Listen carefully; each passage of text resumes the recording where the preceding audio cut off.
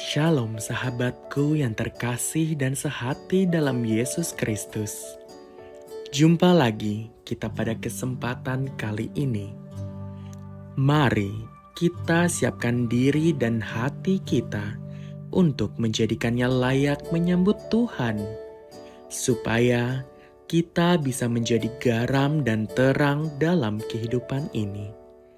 Tentunya dengan bersama kita resapi Renungan Sabda Pendalaman Iman presented by BPK PKK KAJ. Bacaan dari Injil Matius bab 13 ayat 44 sampai 46. Hal kerajaan surga itu seumpama harta yang terpendam di ladang, yang ditemukan orang lalu dipendamnya lagi. Oleh sebab sukacitanya, pergilah ia menjual seluruh miliknya lalu membeli ladang itu. Demikian pula hal kerajaan surga. Itu seumpama seorang pedagang yang mencari mutiara yang indah. Setelah ditemukannya mutiara yang sangat berharga, ia pun pergi menjual seluruh miliknya, lalu membeli mutiara itu. Demikianlah Injil Tuhan. Shalom saudara-saudariku yang terkasih di dalam Tuhan Yesus Kristus. Jumpa lagi dalam acara Resapi pada hari ini. Saudara-saudariku, hari ini ayat menceritakan tentang kerajaan Allah. Bagaimana saya menerima kerajaan Allah itu.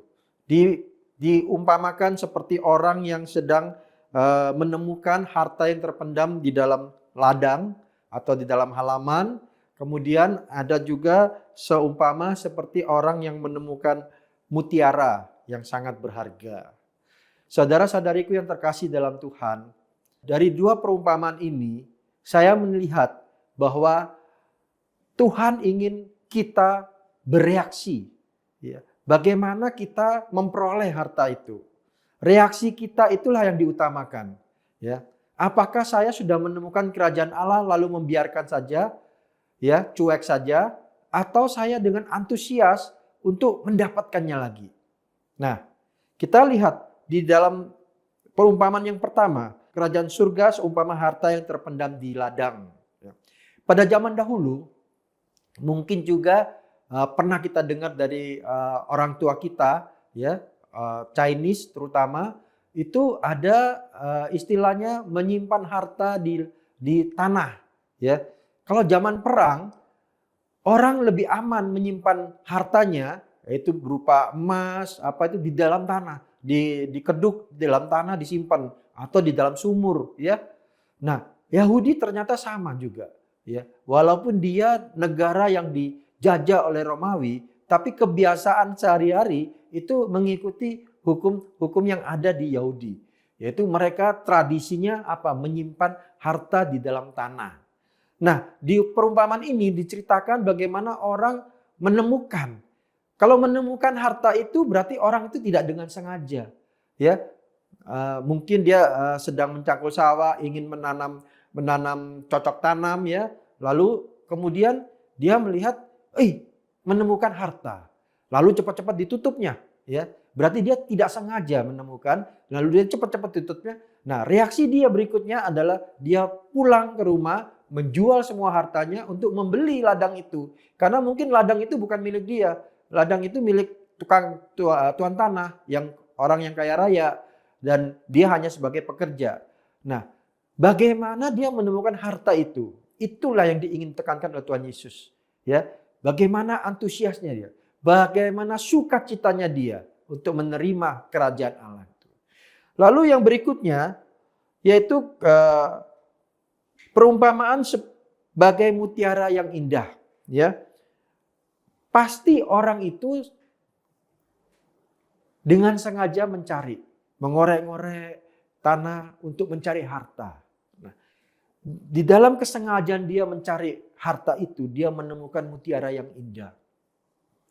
Zaman dahulu mutiara itu indah, itu diproduksi mungkin di sekitar Laut Mati atau mungkin import dari luar dan pedagang-pedagang itu terbiasa untuk membeli mutiara-mutiara yang indah dan dijual di orang-orang kaya di Yahudi. Nah, mutiara yang indah itu seumpama seperti kerajaan surga. Jadi orang itu sudah dengan sengaja mencari harta. Ya.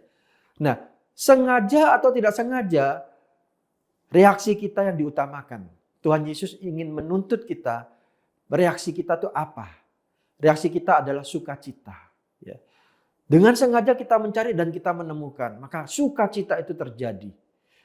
Nah, saudara-saudariku yang terkasih dalam Tuhan, marilah kita mencoba untuk menemukan kerajaan Allah. Baik kerajaan Allah itu yang sudah diberikan oleh Tuhan sebagai anugerah bagi kita, atau kerajaan Allah yang sedang kita cari ya, dan kita menemukan, maka reaksi kita adalah sukacita untuk menyambutnya.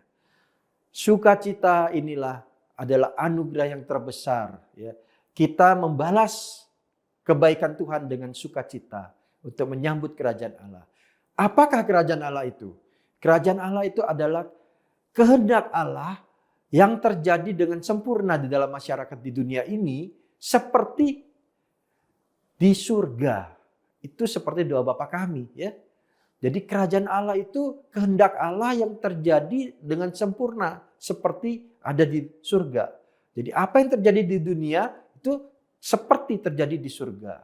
Nah, keadaan yang begitu ideal, ya, begitu bagus, begitu sempurna buat kita, hanya kita saja kadang-kadang kurang untuk memberikan rasa sukacita kita untuk menerima kerajaan Allah itu.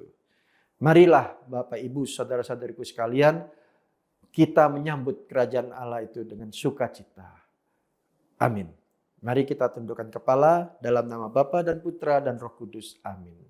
Allah Bapa di surga, terima kasih Engkau memberikan kami suatu anugerah yang melimpah, yaitu kerajaan Allah. Kerajaan surga yang ada di bumi ini. Tuhan, banyak dari kami ingin mengetahui kerajaan surga, tapi kami selalu membayangkan kerajaan surga itu ada di dunia nanti. Padahal Engkau telah memberikan pada saat ini di dunia ini. Tuhan, jadikanlah kami mempunyai semangat untuk sukacita menerima anugerah ini, yaitu kerajaan Allah. Kerajaan Allah itu adalah Tuhan Yesus sendiri yang menjadi penyelamat hidup kami. Terima kasih Tuhan. Kami serahkan semua doa dan permohonan kami ini demi Kristus Tuhan dan pengantara kami. Kemuliaan kepada Bapa dan Putra dan Roh Kudus seperti pada permulaan, sekarang, selalu dan sepanjang segala abad. Amin. Dalam nama Bapa dan Putra dan Roh Kudus. Amin.